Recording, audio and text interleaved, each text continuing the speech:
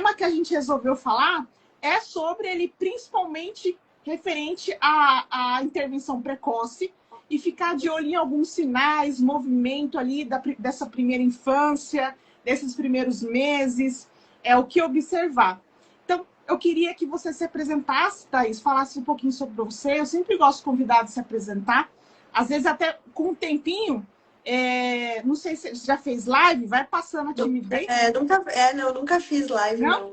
Vai passando a timidez, daqui a pouco você vai no embalo, não fica olhando quem está entrando, quem está saindo, não fica olhando para esses números.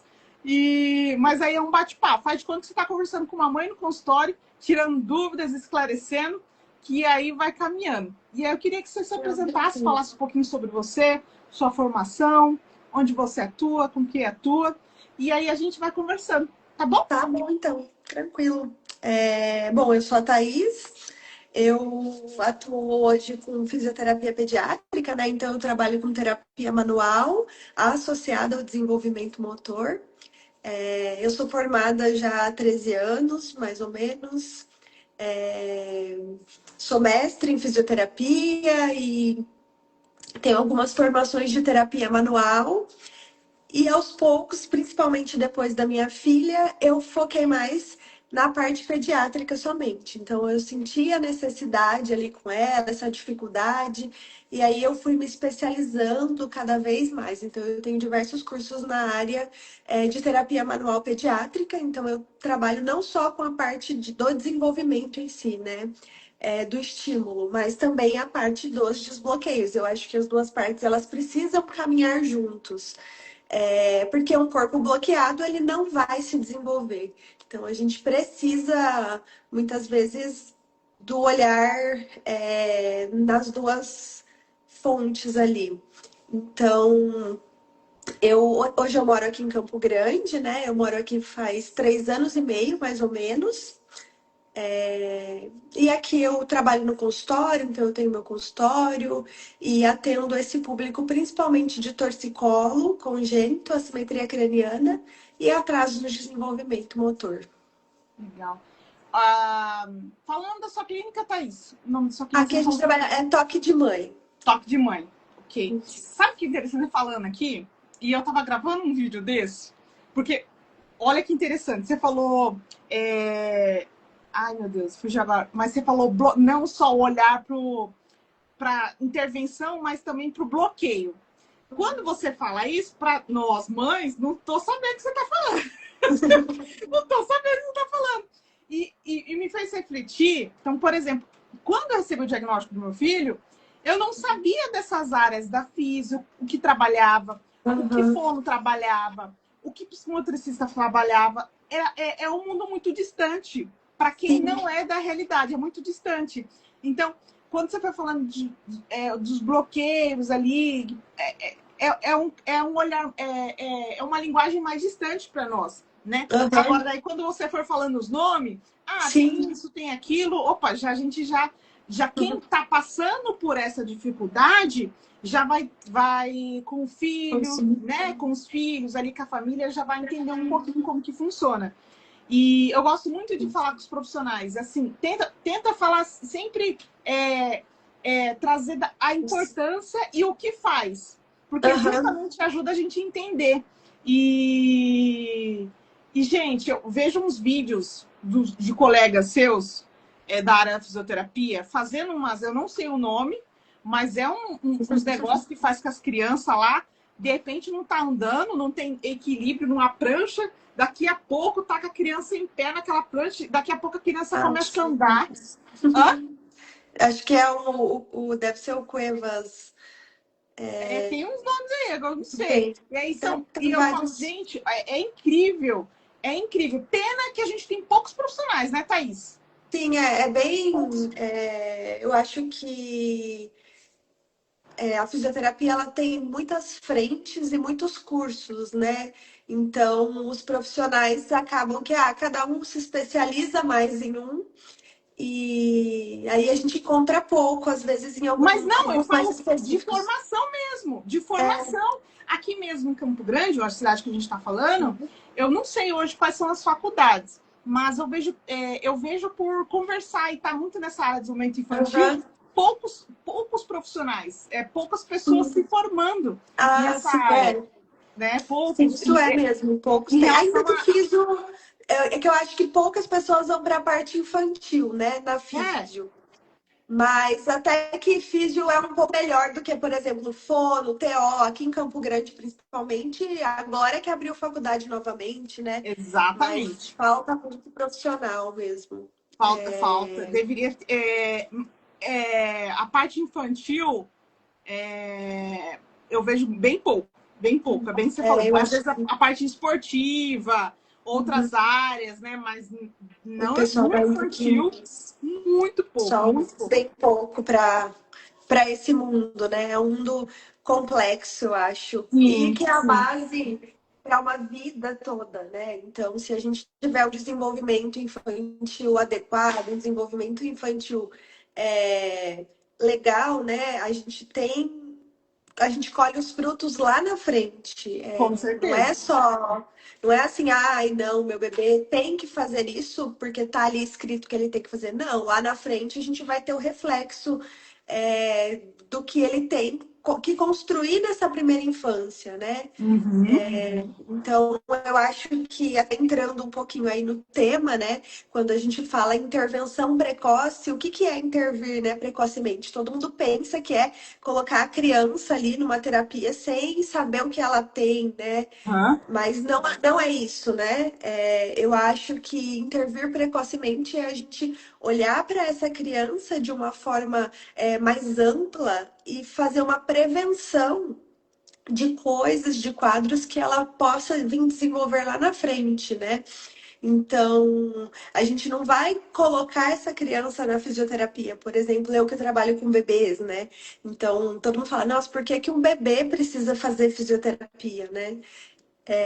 A gente tem muitos motivos. Então, principalmente dificuldades na amamentação, que vai ser a Eu base ali. acho que daí então seria a primeira pergunta que me mandaram. É, Quando a fisioterapia é indicada? Que os pais falaram, mas quando? Quais dificuldades que eu tenho que ver, analisar no meu filho ali? Ele está tendo acompanhamento com o pediatra, mas quando que é indicado para começar uma intervenção junto com a fisioterapia? Acho que já pode ir já emendando a primeira pergunta, eu Thaís. acho que essa a base aí, né? Então, assim, uma dificuldade na amamentação é um dos primeiros sinais ali que a gente precisa muitas vezes dessa intervenção, pelo menos de uma avaliação. Aham, Porque pode, uma preferência de mama, uma preferência de lado para dormir. Então, os bebês não têm uma preferência ainda. Eles têm que virar esse pescocinho para os dois lados, tem que ter uma boa mobilidade corporal. Eu falo, bebês que são muito rígidos, né? Às vezes a gente pega um bebê ali, ele é recém-nascido e ele é todo durinho, todo mundo as pessoas até falam, nossa, que bebê durinho, já tem um controle cervical bom. Isso muitas vezes é tensão, né? Não é um pensão. controle cervical bom. Na grande maioria das vezes é tensão, não é para o bebê ser totalmente rígido quando ele é Aham. recém-nascido. Então é importante avaliar. é, Inclinações, né? Então, bebês que têm um pescocinho inclinado, é, que tem assimetrias cranianas, aí tem crianças que já nascem e tem bebezinhos que vão desenvolvendo ali nos primeiros meses de vida. Então, todos esses Que é quadros, isso? Que é assimetria isso, Dor? craniana, É. a simetria craniana é quando a cabeça é mais achatadinha de um lado Ah, tá. ou Lembrei. Uhum. atrás. Então, quando o bebê nasce, ou ele desenvolve ali nos primeiros meses de vida, é Aham. legal uma avaliação com o físio. Entendi, entendi. Porque geralmente essas questões, elas todas têm relação com esses bloqueios corporais que a gente encontra. E Uhum. aí, numa avaliação, a gente consegue ver o que está acontecendo no corpo desse bebê. Uhum. Uhum. Você falando aqui, eu lembrei, teve um episódio que o Thiago passou por uma avaliação de um físio. O Thiago, né, já tem muitos estudos falando relacionado à questão do motor dentro da criança, dentro do espectro autista, né, Thiago? Tônus baixo, dificuldade no equilíbrio, ele faz TO, psicomotricidade, ali desde que começou 1 ano e 6 meses. E aí foi interessante que a pediatra falou, olha, o andar dele está diferente, tá assim, tá assado. Vamos passar por uma avaliação com um físio? E aí foi passada uma avaliação, só que ele era muito pequeno ainda, para ver alguma coisa diferente ali na questão, o andar dele, para o andar dele, a pisada dele. E aí depois no retorno, tava tudo dentro do padrão, sabe? Mas foi assim, só uma única avaliação, duas avaliações, né? Que nós fizemos ali na infância do Thiago com físio. Não tivemos mais. E aí, eu acredito, assim, falando um pouquinho do universo do autismo, eu acredito que falta um pouco mais de um olhar de um neuropediatra, de um pediatra, para a área da fisioterapia. Geralmente, é uma mãe, um pai que vê alguma coisa na internet e vai falar com a neuro, vai falar com o pediatra. Ah, mas vi isso. Eu acho que, assim, ainda falta um pouco mais de informação. Eu tô falando pediatra e neuropediatra porque, geralmente, são os profissionais que mais acompanham essa criança. É um pediatra, um neuropediatra, por conta da criança ser autista e tudo mais. Então, as redes sociais ajudam em muitas coisas também em relação a isso. Ver uma coisa... meu filho tá sentando muito em W. Thiago, você tá aí, tudo era em W. Tudo. Ele tem quantos anos? Hoje, 6 anos. 6. Mas não senta mais. Mas era assim, era até engraçado, ele ia fazer atividade, tá lá as perninhas. As perninhas, dá pra falar, mas como que consegue ficar assim o tempo todo? E ficava, né? Mas assim, graças às intervenções, hoje não senta mais, foi trabalhar toda essa questão. Mas poderia ser uma criança que ficasse o tempo todo sentando, imagina, sentando em W até hoje. Né? Isso acaba em outras disfunções, né? Quais disfunções que seria, Thaís? Essas... Assim, eu falo que em relação a sentar em W, você fala, o sentar em W, na verdade, hoje a gente tem muita discussão na literatura, né? Que isso é problema, isso não é. Então a gente olha para isso da seguinte forma: uma criança que só consegue sentar em W, ela senta o tempo todo, tudo que ela vai fazer, ela entra nessa posição, isso a gente considera que precisa ser corrigido. Quando é uma postura de transição, porque lá na primeira infância, assim, até quando o bebê começa a engatinhar, até por volta de 1 ano e meio, muitas vezes ele usa como postura de transição. Então, ele está engatinhando, ele entra no W e logo ele sai. Quando né, dessa forma, a gente não considera que a gente precisa corrigir. Mas geralmente essa criança tem ali um tronco, né, que não tem tanta estrutura, é mais fraco, então a gente precisa trabalhar isso, porque geralmente a criança precisa dessa base maior, né? Porque quando ela senta em W, a base dela fica maior, então ela consegue se equilibrar melhor para brincar.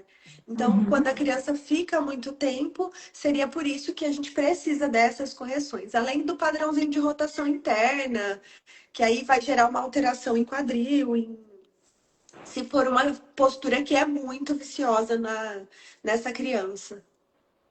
Thaís, deixa eu fazer. A mãe curiosa aqui, outra pergunta. Eu postei, você falando, inclusive, eu postei recentemente um vídeo, não sei se você tem esse conhecimento.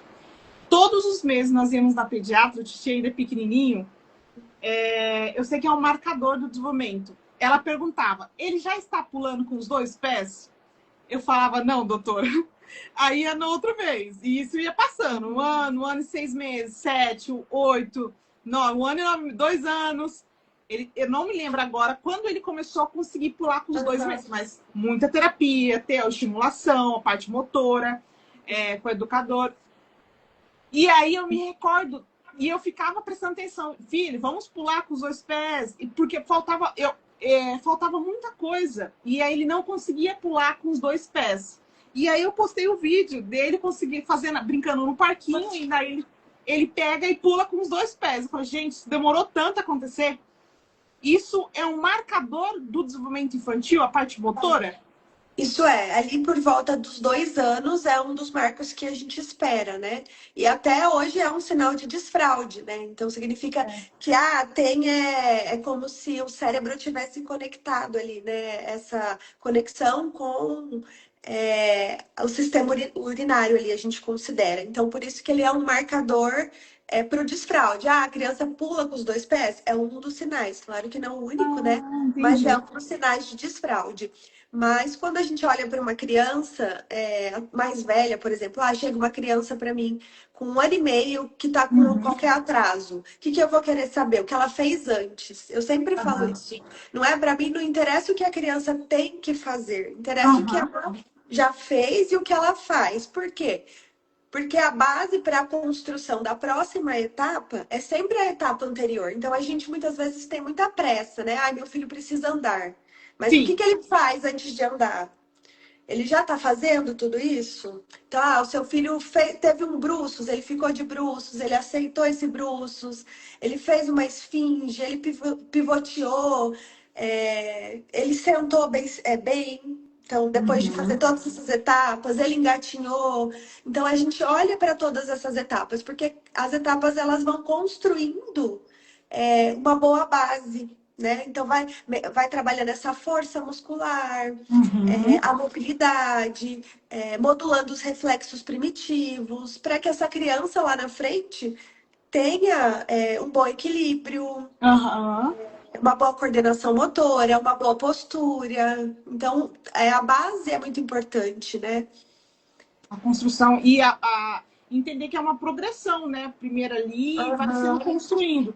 Mas é porque tudo isso as coisas estão acontecendo tudo muito rápido. Eu falo 5, 6 anos, criança já tem que estar lendo, escrevendo, tá com a mão no lápis. Antigamente a gente estava comendo barro, 6 eu estava comendo barro, 5 anos estava brincando na rua. Então, muita coisa está sendo assim, tudo muito rápido. Precisa. E aí os pais ficam aqui tudo doido, e E aí eu eu acho que estudo o a quê? internet também traz isso, né? Porque a gente É, fica vendo, e aí a gente vê vídeo, nossa, fulano já faz isso. isso, Aí você até fala, queria meu Deus, meu comentar. filho não faz. Isso é muito importante, sabia? Até divulgar em rede social, porque o que acontece? Eu passei por um processo, porque a gente recebe diagnóstico, a criança, em relação, nem é questão do autismo, é de fazer intervenção precoce, estimular, a criança tem que ser estimulada em casa. É, Vi os vídeos e eu falava, meu filho tem que fazer tal coisa. Mas ele não conseguia fazer. Tá, mas ele não conseguia fazer porque a minha referência de comparação, que eu não sabia, era com uma criança maior. Era um tipo de atividade que estava muito longe para ele. Tá, além de ser longe, ele precisava dessas camadas ali, a questão do sentar, né? Que dele era muito sentar, prejuízo, atenção compartilhada, ele tinha muito prejuízo, de esperar. Então, eram bases primárias ali que ele precisava aprender, adquirir, para depois fazer atividade. E aí, nós, pais, com a nossa ansiedade, com o nosso medo de achar que está fazendo coisa errada ou não está fazendo, a gente acaba ficando um pouco mais ansiosos. Mas por isso que precisa de uma orientação de um profissional. Eu sempre falo, busca orientação, vai buscar o melhor profissional para ajudar, tá com dificuldade em tal área, vai buscar. Não fica vendo resposta agora a gente não é nem tanta rede social, é resposta do chat GBT. é verdade. Não fica vendo a resposta do chat GBT, vai buscar um profissional qualificado para te ajudar, para dar essa orientação do que fazer, como fazer, porque você pode ficar mais ansiosa e deixar seu filho mais ansioso ainda. Sim. Né? E aí eu acredito que nesse mundo, né? Principalmente quando a gente começa, eu atendo os bebês muito novinhos, não tem nenhum diagnóstico ainda, mas a gente começa, a partir daqui que a gente começa já a construir. Porque quando chega lá na frente, essa criança apresenta, ela já tem uma evolução muito melhor. Porque Sim, ela já teve uma base muito boa. Então, sim. ela vai evoluir muito melhor, ela vai ter todo o conjunto ali construído, né? Porque o desenvolvimento motor, ele vai dar todo esse suporte, né? O suporte do equilíbrio, então do sistema Uhum. vestibular, da fala. Uhum. Então, o motor bom, a gente sabe hoje que o motor acompanha a fala. Então, uma criança que não tem um Isso. motor pobre, ela vai ter uma fala pobre também. Então, é Foquei muito importante nisso. Foquei esse muito nisso, conhecimento. Thaís. Muito. Nisso que você está falando, eu aprendi uma profissional, uma educadora física. Ela é mãe de gêmeos autistas e ela foi fazer educação física. Ela falou: ó, foca no motor do Thiago. Vai trabalhar o motor que o motor está atrelado à fala. Então, você desenvolvendo bem a questão do motor, fazendo atividade com o Thiago, estimulando o Thiago, colocando eles na terapia para trabalhar o motor, você vai vendo essa construção, né? Então, de fato, isso é muito importante os pais saberem. Thaís, eu não sei se é uma percepção minha, mas eu estou vendo mais crianças prematuras nascendo, pelo menos ao meu redor, na minha bolha do meu algoritmo e de família, eu estou vendo muitas crianças prematuras nascendo. 34, 33 semanas, 35 semanas. E você, como profissional, você vê atrasos significativos nessas crianças que são mais prematuras? Ou isso varia muito? Varia muito, Varia muito? varia muito das semanas, né? Claro. Então, quanto a mais a 30 semanas, 31, do que um prematuro de 36, a gente vê essa diferença, né? Em relação ao desenvolvimento motor. E também vai em relação a o quanto foi ali a organização do ambiente que essa criança ficou, o tempo de internação conta muito, Uhum. porque a gente tem prematuros que às vezes ficam 15 Ah, é dias, um verdade. mês, e tem prematuros que às vezes nem precisam ficar internados. Então, Uhum. isso tudo conta muito no prognóstico, né? No Uhum. que essa criança vai apresentar ali no pós. Mas eu sempre falo que qualquer bebê prematuro, ele precisa de uma avaliação. Então, eu falo sempre que dois tipos de bebês que deveriam passar pelo fisioterapeuta assim que saem da maternidade, que é o prematuro e o pélvico. Então, bebês pélvicos que ficam sentados na barriga, eles têm maior chance de ter tensão, de ter Uhum. alterações motoras. Então, ambos deveriam passar realmente pela fisioterapia, por uma avaliação. Por uma avaliação. É, E essa avaliação, quem me ajuda? O pediatra, ele pode encaminhar, pode pegar uma solicitação, ou os pais podem ir direto em você? Hoje, hoje o pediatra pode encaminhar, né?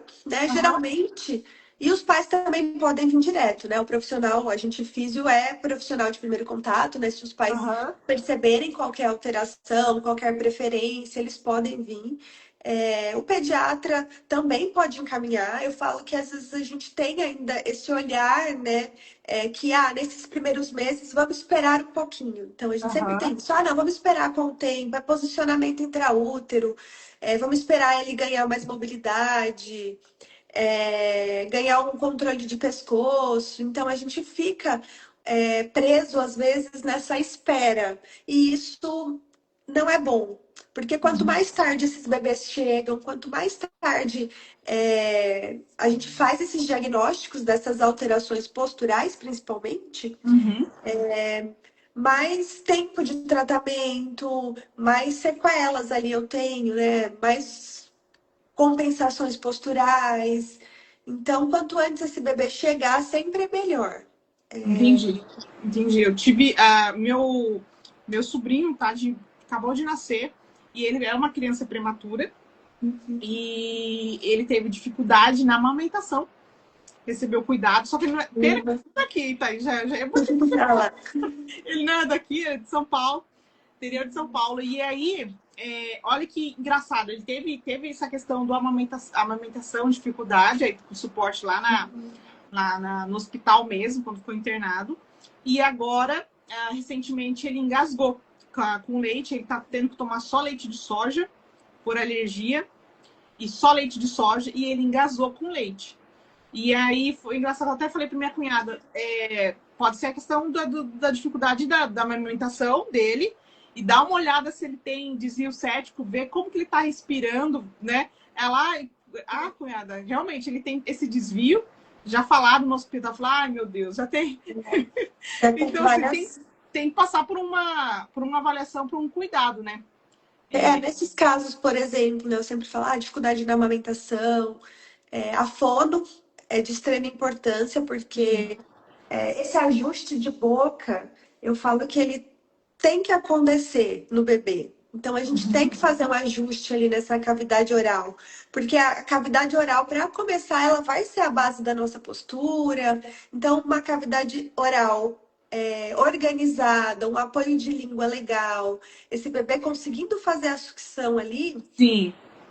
todo o resto vai se organizando de forma um pouco mais fácil. E mesmo quando a gente entra com o trabalho, aqui eu que trabalho muito com essa parte de terapia manual, Uhum. a gente percebe que o bebê que tem a cavidade oral mais organizada, eu tenho liberações mais fáceis, né? A gente ainda está ali caminhando, né? Na literatura para saber se tem ou não uma grande influência.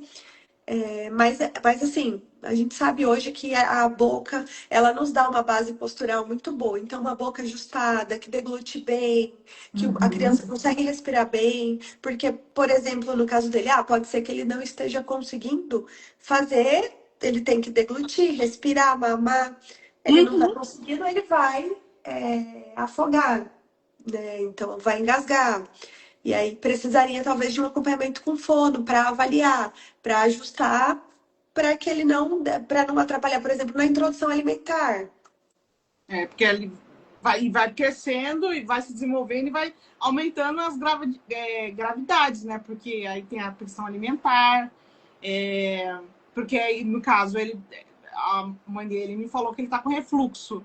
Mas será que é refluxo mesmo? Ou é porque ele não tá conseguindo O passar refluxo por também vai. avaliação? Não, é muito. Assim, tem que olhar muitas coisas, mas olhar para a cavidade oral, para o bebê que tem ali uma dificuldade na amamentação, olhar como é que ele está fazendo a Aham. função de mamar, e mais o tanto que ele está tensionando para isso, que daí seria o papel ali conjunto, né, de uma fono e de uma físio, é sempre muito legal. Eu falo que a gente precisa ter esse olhar multi desde esses primeiros dias de vida, porque só vai ser benéfico pro bebê e para a mãe, para a família, porque é muito desgastante, é uma fase Aham. muito difícil, né? Não, imagino. Bom, eu não tive eu já sei, ela já me passou relatório do que ela tá passando lá. E assim, é o segundo. Eu falei, cada filho é diferente do outro, né? Eu só tenho um. O meu foi uma benção. Eu podia ter 20 filhos igual o meu filho. Foi uma benção na infância, assim. Não tem dificuldade nenhuma. Ô, Thaís, na ultrassom, em relação a bico, peito, Uhum. aparecia ele chupando o dedo na ultrassom. Então ele pegou certinho, não teve fluxo, não teve nada que eu tô passando lá, ela tá passando com o meu sobrinho. E Thaís, a segunda pergunta que o pessoal encaminhou pra gente aqui foi o que observar nos primeiros meses? Então, é a questão do marco de desenvolvimento, né? Entra nisso. Ali para aquela Sim, mãe de primeira viagem. Bom, primeira viagem ou não, né? Porque, como eu acabei de falar, uhum. cada criança de uma forma Cada bebê é um. é surpresa, né? Eu acho que o que a gente sempre tem que olhar é como que esse bebê está. Então, assim que nasce, é o que eu falei, as preferências posturais, a irritabilidade desse bebê. Eu Uhum. falo, o bebê chora, mas tem um chorar que a gente considera que é normal esse choro, né? É por fome, por dor, tá com um certo desconforto ali, gases, disquesia, que é um pouco comum, mas não é tão normal. Então a gente Uhum. tem que olhar ali essa intensidade dessa irritabilidade. Porque senão a gente precisa intervir. Tomar um golinho de água. Foi engraçado, eu compartilhei esse caso do meu sobrinho, Thaís, porque minha mãe em casa, quando ela é em casa, ela teve 3 filhos e cuidou de um monte, né? Ela falou assim: olha, eu vou na sua casa, parece que não tem criança. O Thiago não chora, e realmente, ele não Ela chorava. era vozinha. E aí, só que era estranho, ele não chorava. Né? Não Também chorava. tem isso, porque a criança ela também tem que ter o contrário, né? É, Tá afogando. não chorar. Eu falei. É verdade, o não chorar também é uma coisa para ficar atento. A criança chora. É, porque eu falo que tem as crianças que são hiperreativas e as hiporreativas. Então, as duas a gente tem que ali tá olhando. Ah, aqui é muito reativa a tudo e aqui, não. Qualquer coisa tá bom. Sim. Também tem que pesar um pouquinho sobre isso, né? Mas e daí, conforme vai passando ali, tem, né? Controle cervical. Essa criança tem um bom controle cervical ali por volta dos 2 meses, tá Uhum. conseguindo sustentar esse pescoço, inclina nessa sustentação. Ah, a criança sustenta, mas ela sustenta aqui. Isso é um sinal de que precisa de uma avaliação. O bruços, né? Eu acho que ali nesses primeiros meses o que mais pega é isso. Ah, o meu bebê não gosta de ficar de bruços, né? Até quando isso é normal, né? Uhum. Eu sempre falo que a maioria dos bebês é a maior queixa, né? Ah, não, meu bebê não tolera. Mas a gente tem que entender que o bruço é uma postura fisiológica. Então, eu consigo ficar de bruços, de lado, de barriga para cima. Então, a Sim, gente tem que encarar o bruços dessa forma, e não como, não, esse bebê tem que fazer um exercício de bruços, porque ele tem que elevar esse pescocinho. Eu falo, nesse primeiro momento, a gente tem que fazer ele vivenciar essa postura. Né? Então, porque é uma postura que a gente vai vivenciar, ela é fisiológica. Então, a gente coloca essa criança de bruços, faz o tummy time. Desde os primeiros dias de vida, a gente pode fazer. E se é um bebê que é muito resistente, ele fica muito irritado mesmo, também é um sinal de que precisa de uma avaliação. entendi. E olha, já, meu menino já tá com 6 anos, eu não lembro mais, mas como que, como que, qual que seria o momento ali de existe, nem sei também, mas existe a estimulação de deixar essa criança de bruço também para ficar. Existe essa parte também, Thaís, que nós pais temos que fazer essa estimulação desse bebê, não deixar só com barriguinha para cima, virar ele. Tem essa parte que nós pais precisamos fazer em casa? Tem Sim, um marcador? eu sempre falo que a gente precisa, hoje a gente tem muitos dispositivos, né? Então a gente tem cadeirinha de descanso, o bebê Bebê conforto, conforto. enfim, tem aquelas cadeiras que balançam, você bota a criança, a cadeira balança sozinha. Balança, dança, canta música, dá comida, faz tudo. Hoje tem tudo, né? Então Tudo. a gente sempre precisa. Eu tô com a minha voz essa semana. Fica tranquilo. É quinta-feira já à noite. Eu fico de máscara o dia todo. Mas vamos lá. Ah, o bruços. Você vai colocar esse bebê, por exemplo, ali nos primeiros dias. Você pode pôr no seu colo. Então, sabe uma boneca aqui, ó. Eu sempre falo para os pais: coloca no colo enquanto está dormindo. Eles costumam aceitar bem no colo, Uhum. né? Diferente de outras superfícies. Muitas vezes o ideal sempre é numa superfície rígida, né? Mas nesses primeiros meses, a gente não precisa. No primeiro mês, né? Depois já. Mas nesse primeiro mês a gente pode ir adaptando, né? No trocador é legal. Eu vou trocar o meu bebê. Vira ele um pouco pro bruços, Uhum. arruma esses bracinhos. Sempre deixar essa criança de forma confortável, né? Uhum. Uhum. Eu sempre falo, não precisa, a gente vê muitas vezes, né? Tem que deixar 30 minutos de bruços por dia. Uhum. Mas essa criança fica 30 minutos? De que jeito que ela fica? A gente tem que olhar para a qualidade do movimento também. Então, às vezes, Uhum. é melhor que ela fique 2 minutos numa qualidade legal do que ela fique 30 toda torta, toda desconfortável. Entendi. E aí, as mudanças posturais, sim, elas têm que ocorrer. Eu não posso ficar com o meu bebê o tempo todo com ele de barriga para cima. Coloca ele de lado, coloca essa criança para brincar de lado, coloca do outro lado. Se você estiver supervisionando uma soneca, muda a postura. Quando você estiver olhando. Então, a gente tem que ter essa vivência, tem que trabalhar muito o toque no corpo da criança. Eu acho que o toque é essencial nessa primeira fase. Ele traz uma consciência corporal Uhum. muito importante e evitar o uso de cadeirinha de descanso, não, assim, o mínimo possível, né? Ah, eu vi, Thaís, numa escolinha, as crianças todas sentadas no bebê conforto, todas, bebê, o tempo todo no bebê conforto. Eu falei, Bebê que conforto, judiação. assim, é só para transporte mesmo, soneca. Não, transporte. A gente frequenta muito parquinho. E aí a gente vê, poxa, a gente fica no parquinho às vezes 4 horas com o Thiago. Vai no final do dia, vai à noite, brincando o tempo todo. Um bebê tá o tempo todo no bebê conforto. Aí, assim, eu fico. Não é. Gente, é o quê? Assim, eu não sei se eu sou muito preocupada. Na verdade, quando a gente tem um conhecimento, né? Acho que é a pior É coisa. bom e ruim, né? Eu falo, ter Quando a conhecimento gente, é bom e ruim. porque a gente sabe exatamente ali das consequências, sabe o que vai acontecer. E ele falou, gente, meu Deus, a ignorância, olha, a ignorância. E a gente tem que sempre tomar cuidado com o que mais nós estamos sendo ignorantes e não sabemos, né? O que Sim, mais? Então, assim, são algumas coisas vêm para facilitar, só que aí a gente fica acomodado em algumas coisas que não, sim. não deveria, né, para ficar ali acomodado.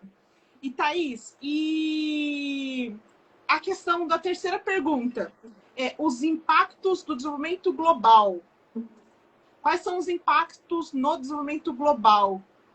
Acho que Seria de não tratar? é, acho que Ou seria será? isso, né? Como em relação aos atrasos, de não Eu tratar sempre, essa questão do cérebro. Bom, é, da parte de assim, aprendizagem, né? eu acho que é o que eu sempre falo, né? Por exemplo, o que eu mais atendo aqui, que é torcicolo congênito. Então, eu O tenho que que muitas. explica pra gente, o que que é O como que que é? que é torcicolo congênito? Explica pra gente. Torcicolo congênito ele é uma alteração postural no bebê, né? Em que ele tem tensões nessa região cervical, principalmente nessa musculatura aqui. Uhum. Mas geralmente pode ser em outras regiões do pescoço e geralmente impacta o corpo todo. Então, assim, bebês que têm inclinação, tem bebês que não chegam a ter inclinação, mas eles têm limitação na amplitude de movimento, então só consegue virar o pescoço para um lado, para o outro não.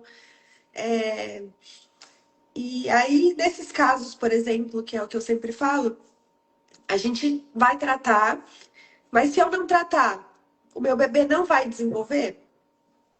Vai sim, pode ser que o seu bebê se desenvolva, passe por todos os marcos, mas quando a gente vai olhar, a gente vê muita compensação. Então, eu tenho bebês que eles desenvolvem independente da forma que for, mas é aquele bebê que vai fazer compensação, né?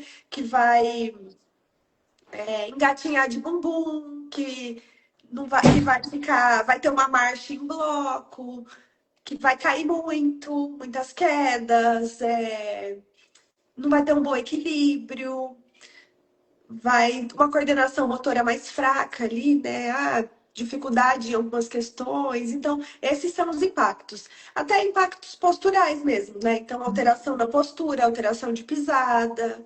Então, tudo isso pode influenciar se eu não vou intervir nesse desenvolvimento motor ali nos primeiros anos de vida. Precocemente. É, bom, quanto mais cedo procurar o especialista, melhor, né? Melhor. Quanto mais cedo Porque uma começar. coisa também que ainda é muito, que usa muito, né? Que acho que também usa muito. Hoje já a gente já sabe que não pode, né? Mas a gente ainda vê muitos questionamentos. Eu aqui recebo ainda questionamentos do andador, né? Pode usar andador? Não pode. Terror. Andador é o terror, né? Assim, Terror da tanto situação. pelo risco, né? Quanto pelas questões que ele ocasiona ali, né? As pessoas falam, mas a gente usou. Nós fomos uma geração que usamos mesmo, mas a gente tem pisada torta, problemas de coluna. Então, o andador ele traz esses malefícios também que muitas vezes ficam mascarados aí, né? Que a gente fala, não, não tivemos nada. E temos um monte de coisa por conta disso. Aí você vê a geração dos 30 a mais. Eu tenho problema na minha lombar, eu tenho não sei o que lá ciático, eu tenho não sei o que lá, eu tenho, não consigo fazer atividade física porque dói minha coluna, tem que usar colchão, não sei o quê. E ainda que hoje a gente também tem que olhar um pouquinho para a vida dessas crianças. Mudou muito, né? A nossa época a gente ainda ganhou muito, porque brincava na rua, corria, subia na árvore, Não, era chão de casa, todas né? as formas. Hoje não, hoje mudou muito. Essa perspectiva, como que essas crianças crescem. Então, isso impacta também no pós ali, como vai ser esse desenvolvimento da Como vai ser? criança. Na verdade, a gente está caminhando para uma geração sem movimento. Para uma geração sem movimento. Sem E movimento. movimento é tudo, né? Sem movimento. E eu fui na escola do meu filho hoje, e aí as crianças estavam voltando da educação física, e aí depois as outras estavam indo, né? Aí elas estavam gritando e falava alto, a professora, ó, silêncio, que tá tendo aula nas outras salas. Aí eu comentei com meu esposo como que estavam as crianças, aí eles, aí ele, educação física era melhor. Ele fugia, ele odiava a escola. Meu esposo é o que odiava e eu que chorava para ir na escola. Vai na escola. Aí a educação física era a melhor matéria, né? Eles gritam porque é a melhor matéria que tem na escola, né? E só que, porém, infelizmente, tem muitas crianças, ainda bem que tem educação física, que é só estimulada a parte motora na educação física. Não é estimulada em outros lugares, num parquinho. Tiram, na verdade, os parquinhos também em algumas escolas.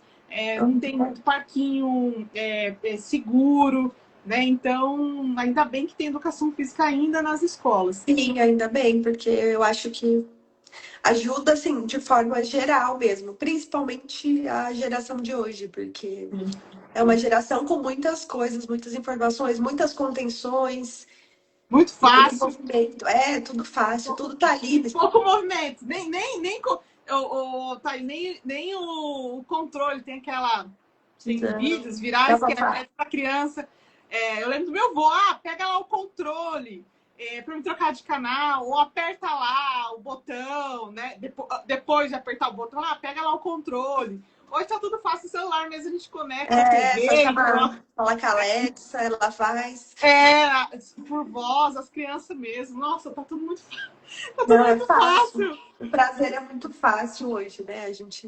Então, eu acho que isso influencia muito no desenvolvimento também posterior, porque eu falo que na nossa geração a gente pode até ter tido atrasos, ter tido alterações, mas a gente acabou compensando um pouquinho ali depois por conta que a gente corria, a gente brincava, e hoje a gente não tem isso. Então, a criança precisa ter essa base, tanto que é uma coisa que eu acho legal, e a forma que a gente trata crianças mais velhas mesmo. Se chegar, eu pergunto como foi o desenvolvimento motor. E se precisar, eu volto nas etapas anteriores para aquela criança vivenciar aquela etapa. Porque é muito importante. Porque só assim o cérebro dela vai conseguir se integrar ali. Volta nessa concordância.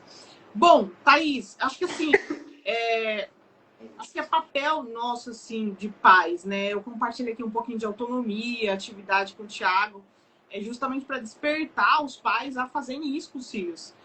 Não tenho tempo. Olha, para tudo a gente dá um jeito quando a gente quer.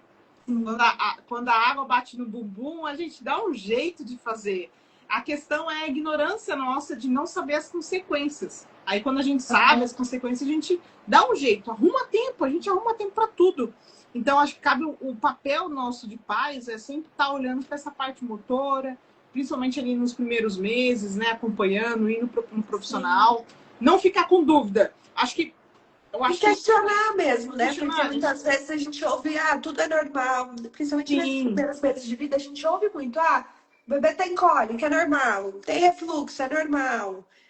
Então aí a gente fica ali, não, então vou esperar esse normal acabar para então as coisas melhorarem. Tanto que eu falo que faz 3 meses, todo mundo espera que o bebê vai fazer 3 meses, nossa, amanhã, faz 3 meses hoje, amanhã, não vai mais chorar, não vai mais ter cólica. E não é assim, né?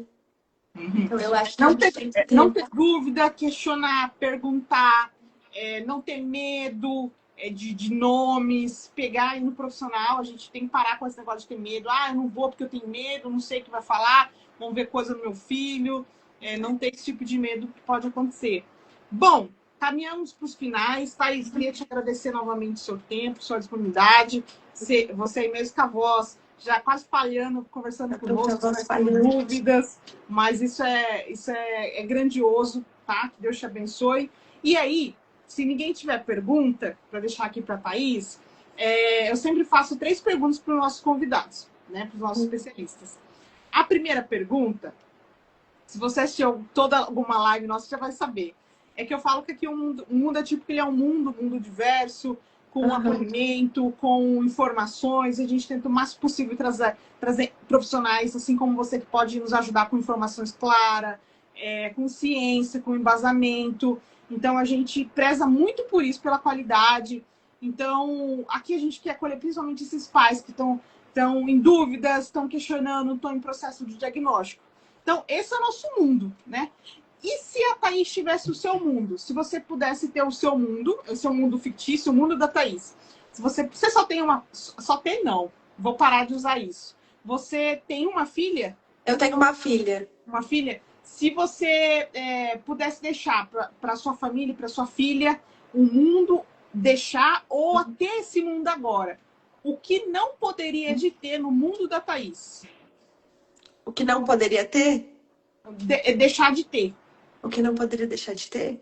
Seria algo principal, assim, primordial, que você acha que é prioridade ter nesse seu mundo. No meu mundo?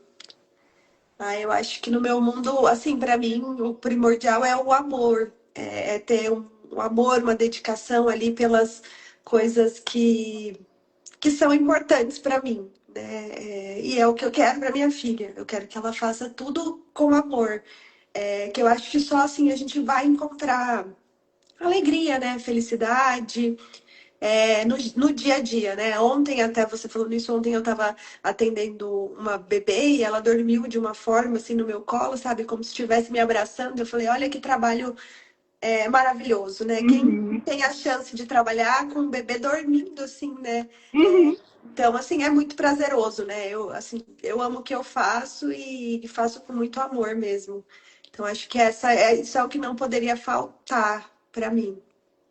Eu acho não, tenho certeza de. Sim, eu vivo, né? Eu vivo num trabalho com profissionais da área de desenvolvimento infantil.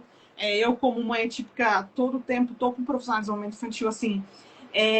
Tem habilidades humanas que eu acho que assim, o profissional teria que primeiro saber quais são, para depois trabalhar com desenvolvimento infantil.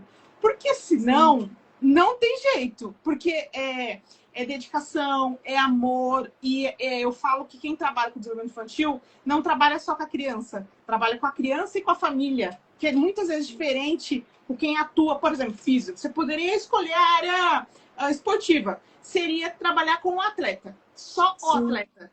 Quem trabalha com desenvolvimento infantil é a criança e a família. E tem todo um contexto ali. Então, vai olhar para tudo. É tudo. Então, assim, tem um contexto, tem a entrega, o tempo todo. Então, assim, vai muito seu motor emocional. Então, assim, tem que ter habilidades humanas muito importantes que em algumas áreas a gente não vê, né? Então, eu dou muito valor para esses profissionais, porque é desafiador e não tem como, eu não levo para casa. Ela falou, linda, Thaís é excelente profissional. A Mara, eu acho que é Mara. É a minha mãe, né? A sua mãe, Ai, que legal. As mães, como fala? As mães... Eu ia falar uma coisa, prestigiam aqui sempre os profissionais. Não tem jeito. Legal, bacana. E a segunda pergunta é, o que é sucesso para você? O que é sucesso para Thaís? Sucesso é acredito que é ter o equilíbrio ali entre o que eu gosto de fazer no meu dia a dia e a minha vida pessoal, porque eu acho que, principalmente depois que a gente tem filho, se você não conseguir ter esse tempo para o seu filho, não adianta, né? Nada faz sentido, né? Isso. Exatamente, Então, também eu acho concordo. que a gente tem que ter esse equilíbrio. Eu sou uma pessoa que gosto de trabalhar, eu preciso, eu me sinto bem, até porque Aham, eu amo muito o que eu faço. Então, isso para mim faz parte, mas conseguir conciliar é o que me traz essa sensação de, aham, tenho sucesso. Claro que a gente tem fases ali, né, que o aham, aham. desequilíbrio é bastante, mas é o que eu busco sempre, né, conseguir ter Perfeito. esse equilíbrio. Eu não chamo de equilíbrio isso, porque também eu vivo isso. O nome que eu dou para isso é integração. Aprendi com uma mãe atípica também. Essa integração, quando a gente consegue integrar a nossa maternidade. As mulheres, nós, mães, quando a gente vira mãe, eu trabalhei muitos anos em recrutamento e seleção. Eu trabalhei 10 anos na área de gestão de pessoas. Então, as mulheres, líderes, gestoras, diretoras, quando elas viravam mãe, elas viravam uma leoa mais produtiva, entregavam os melhores resultados. Então, assim, era tudo mais. É algo fascinante que acontece no nosso cérebro, que é tudo maior. Então, nós fomos feitas assim, né? Então, conseguir fazer essa integração é muito bacana, é muito legal, muito prazeroso. E o nosso trabalho, a nossa carreira é se sentir útil, né? E tem como a gente fazer essa integração, porque a gente faz pelos nossos filhos também, né? Isso é muito lindo, eu concordo com você. E vivo isso, e cada fase é uma fase. Tem fase que a gente tem que tentar ir rebolar.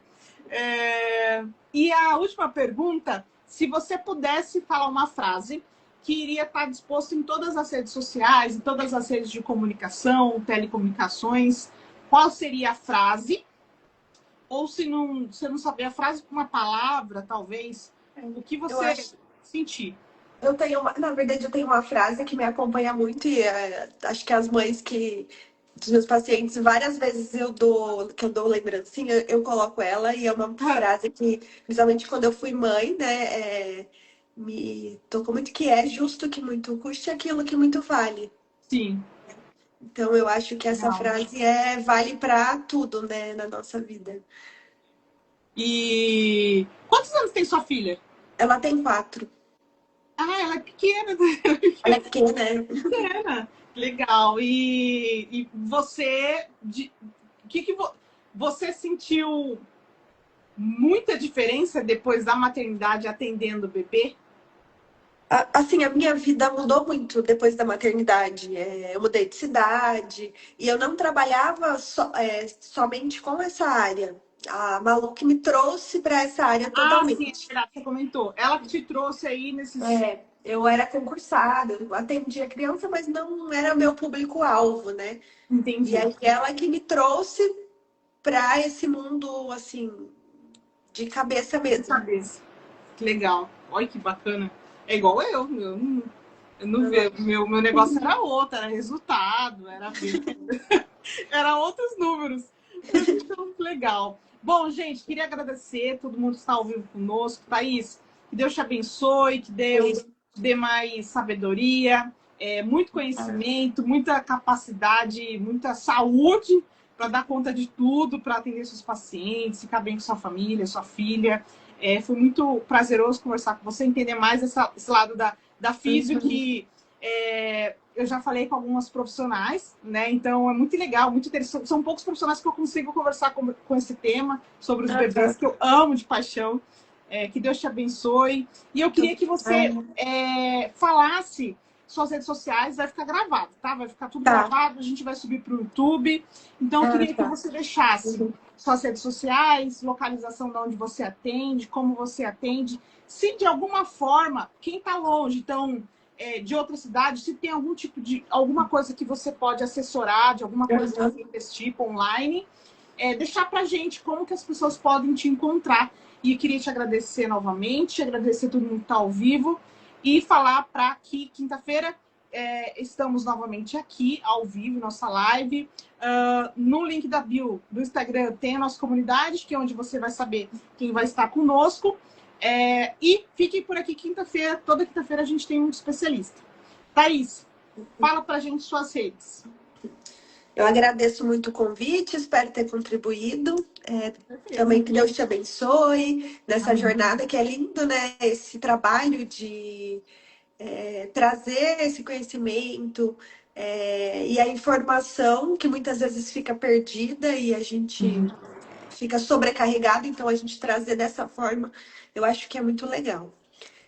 Eu atendo na rua, aqui no Chácara Cachoeira, né? Na rua João Tessitori.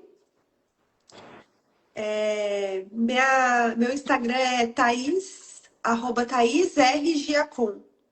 Ou então tem o da clínica também, que é @toque de mãe. Cuidados infantis, eu acho, tá?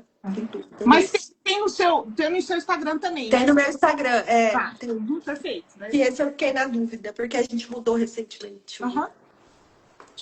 E eu faço esse atendimento online, sim, mas o atendimento online, ele é mais uma orientação mesmo. Então, eu consigo orientar, falar, olha, dá pra gente ir por esse caminho, eu mando vídeos, eu peço vídeos para os pais para tentar entender. Então, eu consigo orientar esse ambiente, e falar assim, não, esse bebê precisa realmente de um atendimento presencial, não dá só para intervir dessa forma.